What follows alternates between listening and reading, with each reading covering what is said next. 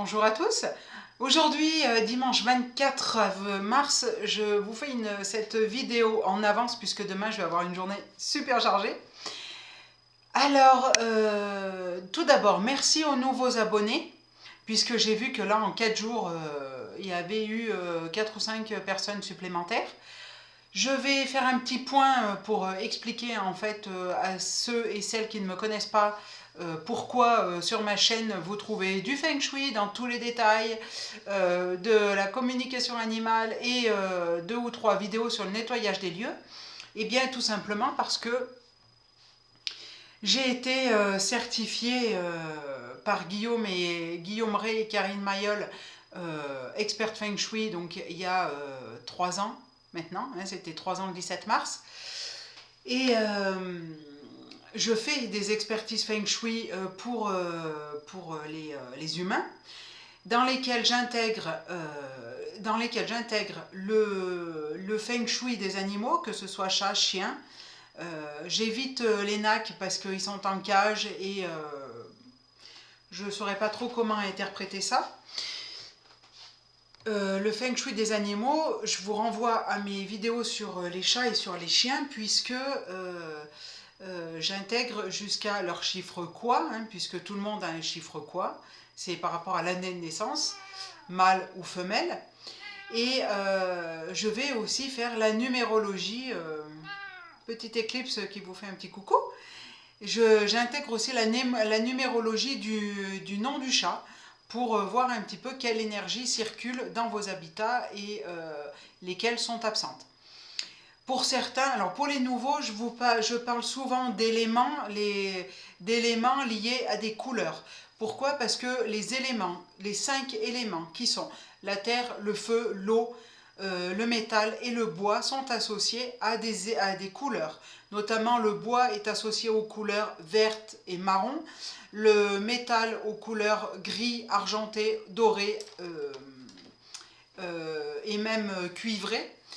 L'eau est associée à la couleur bleue et dans tout le panel de bleu, hein, au turquoise et au noir. Le rouge, c'est l'élément feu et qui est associé aussi à tout ce qui est couleur lit de vin, bordeaux, lin.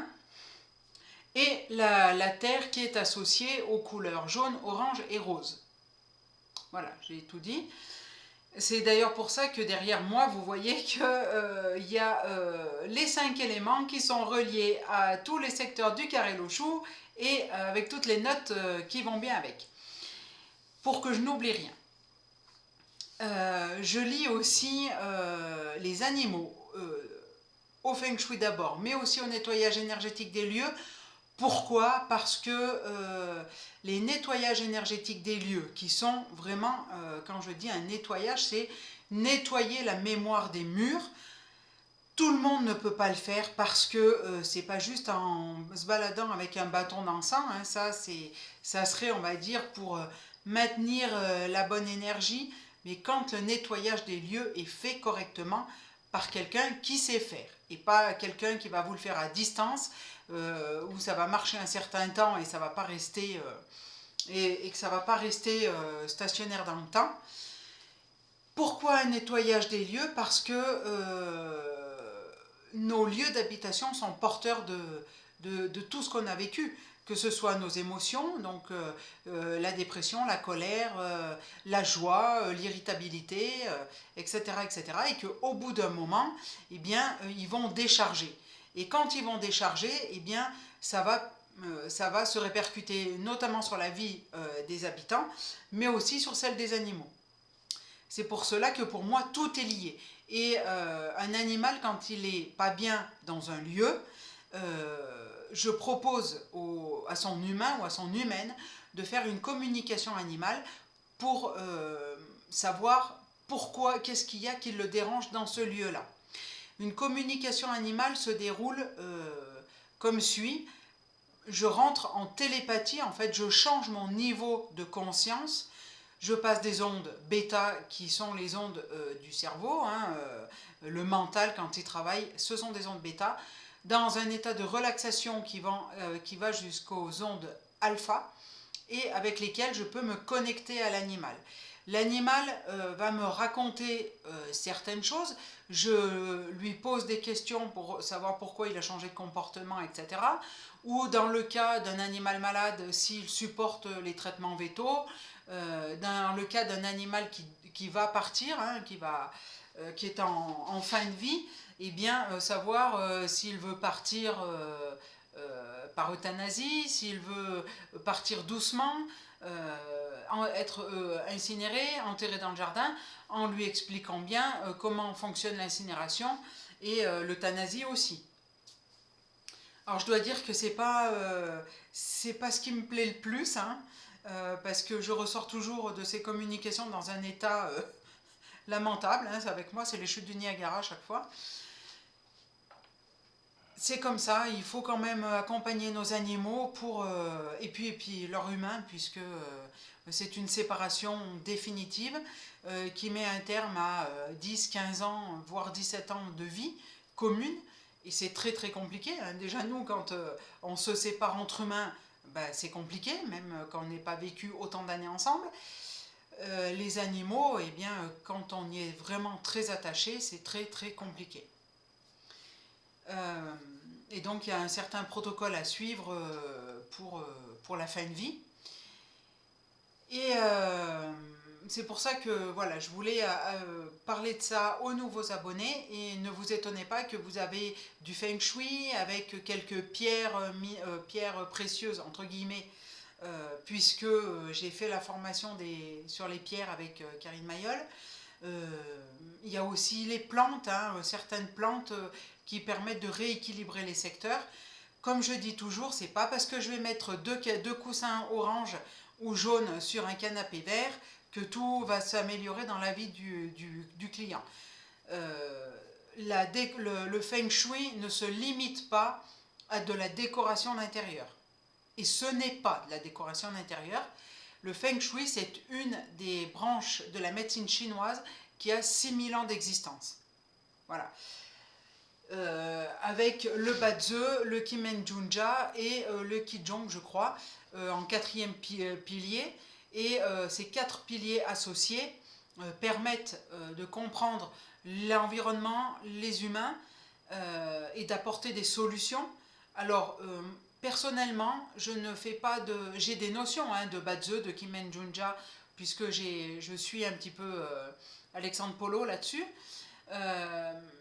Et de Kimen avec Fabrice Jordan, je ne me lancerai pas à mettre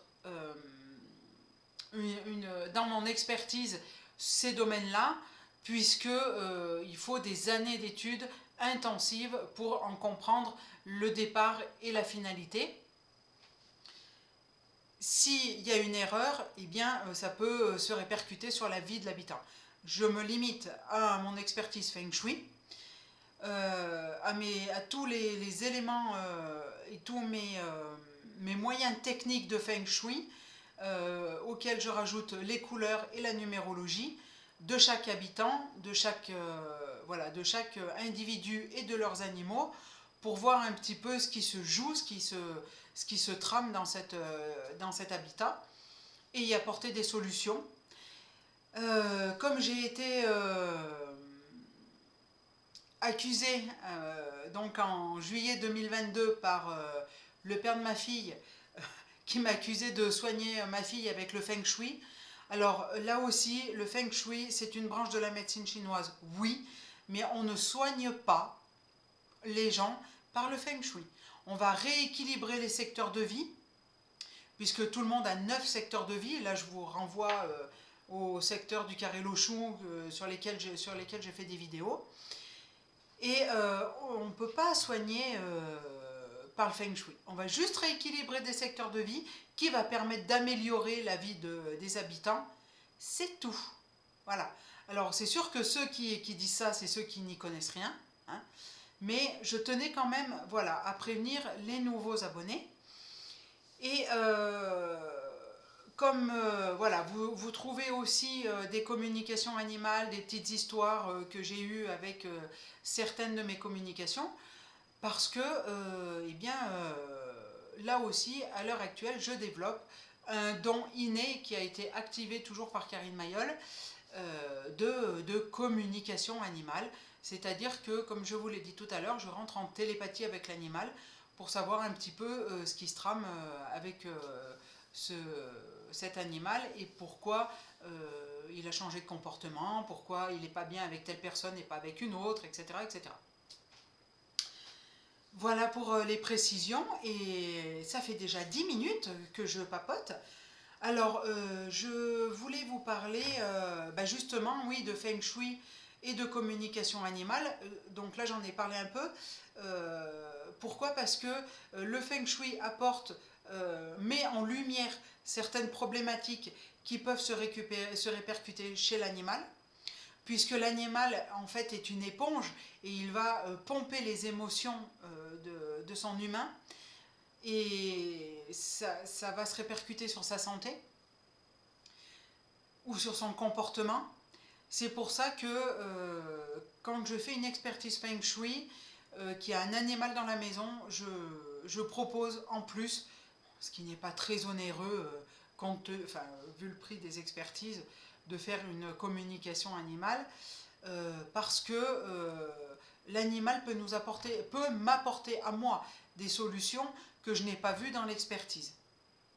Parce que l'expertise, ça va se baser surtout sur l'humain, et que si l'animal est là, qu'il n'est pas bien, qu'il est stressé, eh bien, lui, il va pouvoir me donner des informations supplémentaires.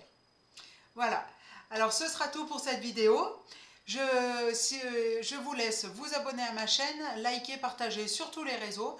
Si vous souhaitez une communication animale, une expertise Feng Shui de votre habitat, de votre lieu de travail, que ce soit votre bureau, dans votre maison, puisque depuis 2020, la vidéo,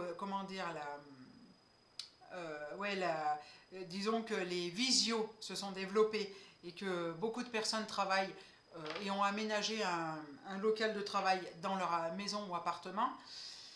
Si vous souhaitez une expertise sur cette pièce-là, sur toute votre maison ou votre appartement, un nettoyage des lieux qui va permettre donc de repartir sereinement, puisqu'il faut penser à demander la protection quand on fait un nettoyage des lieux notamment, qui va permettre aussi, si vous êtes dans le cadre d'une vente de maison qui traîne, d'une vente d'un bien immobilier qui traîne, un nettoyage des lieux peut accélérer la vente, parce que je demande la coupure des liens entre l'habitat et les personnes qui ont vécu des décennies.